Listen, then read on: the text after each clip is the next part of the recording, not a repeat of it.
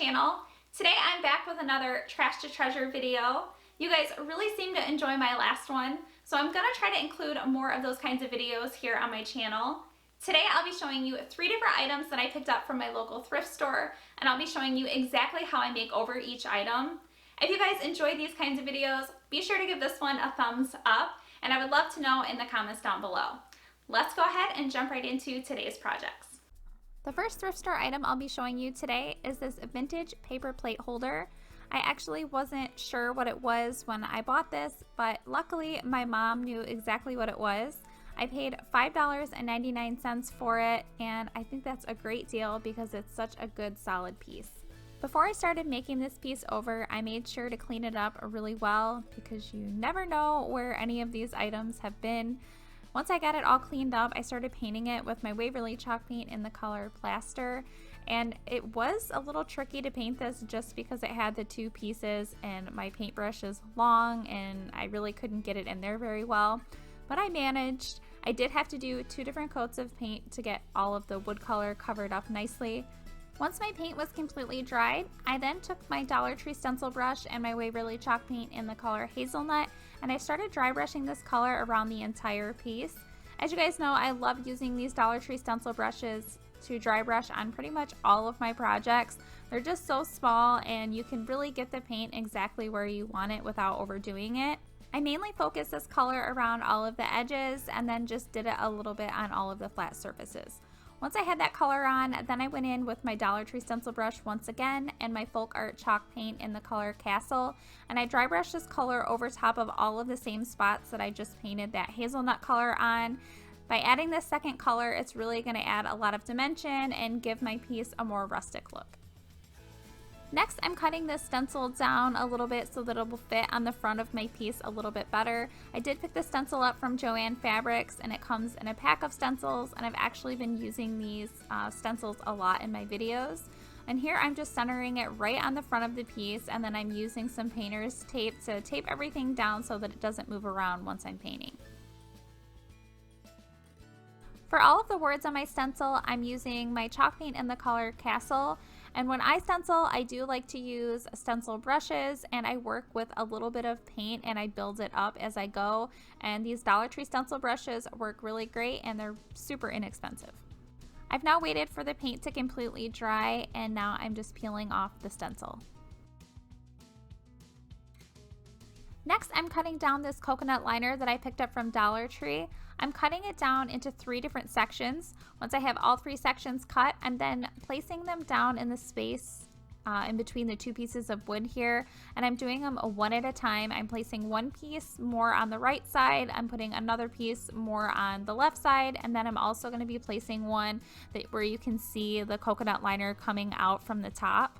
I'm going to be using this piece for a floral arrangement, not as a paper plate holder. So here I'm taking some of these eucalyptus stems that I got from Walmart, and I'm cutting them down so that they're easier to work with, and then just placing those along with some lamb's ear that I also picked up from Walmart right in the very top. And then for the very last step, I'm taking some nautical rope that I got from Dollar Tree, and I'm putting it right through the hole that was already in the very top handle of this piece, and then tying a large knot.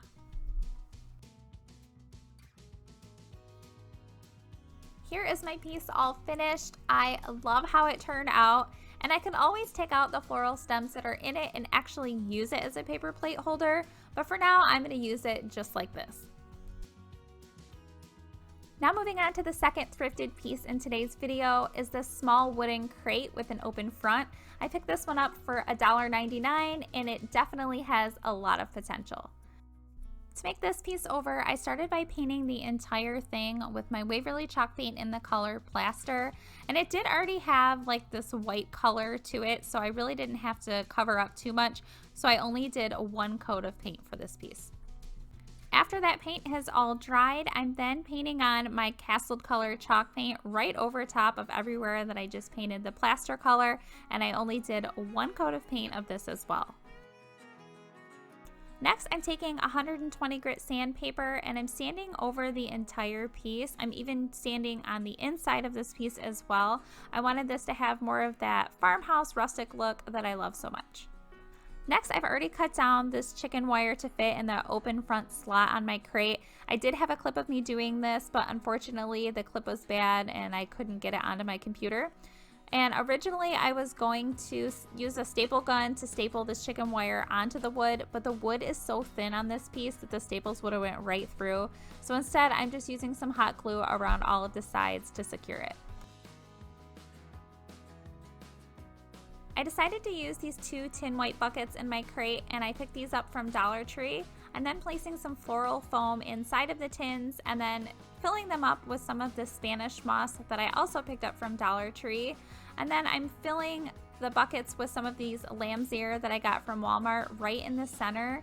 And once I have the lamb's ear all in, I wanted to add a little bit of white inside of the buckets. So I'm adding some of these white berries, and I'm just pulling them right off of their stems, and I picked these ones up from Hobby Lobby. Here's my wood crate all made over. For this one, you could switch it up and do so many different things with it. I plan on probably keeping the tin buckets inside and then just switching up the florals every season. Now moving on to the third and final thrifted piece for today. It is this wooden shelf. I was so excited when I saw this because it's in great shape and it really is a nice solid piece. And I picked this one up for $3.99. To make this piece over, I again started by painting it with my Waverly chalk paint in the color Plaster.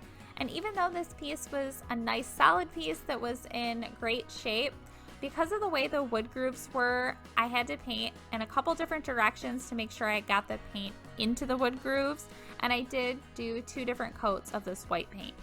After my paint was all dry, I then took an old candle and I'm rubbing the wax over top of this paint on my entire piece. I'm trying out a new technique. I want to try like a chippy paint method. So this is my first time trying this method, and you guys will see the results in the end of the video. But here like I said, I'm just rubbing this old candle on top of my entire piece, right over top of that plastered color paint. And I wish I would have had like a thinner candle or even like a wax crayon to go in between the 2 shelves that are on this piece. Well, once I had the wax all on, I then went in with my Castle Colored chalk paint, and I'm painting that right over top of the wax, and I did do 2 coats of paint over top of the wax. After that paint has completely dried, I'm then applying duct tape right onto my shelf, and I'm doing this while working in small sections. I'm then pressing that tape really well onto my shelf so that when I peel the tape off, it's going to take that Castle Color top layer right off wherever I applied the wax underneath, and it's going to have that plaster color come right through and give me that really chippy effect. And I'm just continuing those same steps over and over again until I have done this on my entire shelf.